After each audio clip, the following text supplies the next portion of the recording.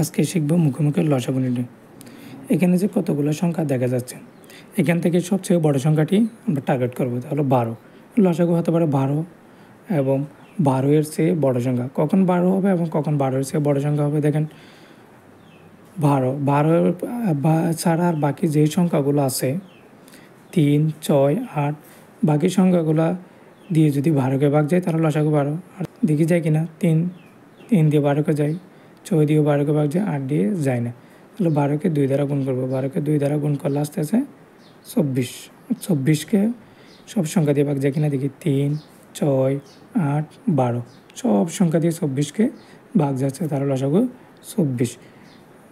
যদি 24কেও যদি না যেত তাহলে 12কে 3 দ্বারা গুণ করতাম, তাও না গেলে 4 দ্বারা গুণ করতাম, তাও না গেলে 5 দ্বারা গুণ করব। এভাবে আমরা সহজে লসাগু নির্ণয় করতে পারি। সেম নিয়মে অঙ্কটা করি। এখানে সবচেয়ে বড় সংখ্যা কত? 30। তাহলে 30কে 15 দিয়ে ভাগ গেলে 24 দিয়ে যদি ভাগ যায়, বাকি সংখ্যা দিয়ে যদি ভাগ যায় তাহলে 30 লসাগু হয়ে যাবে। যদি না যায়, 15 দিয়ে 30কে ভাগ যাচ্ছে, 20 দিয়ে যাচ্ছে না, যদি না যায় 30কে 2 দ্বারা গুণ করবো, 2 দ্বারা গুণ করলে আসতে আসে 60।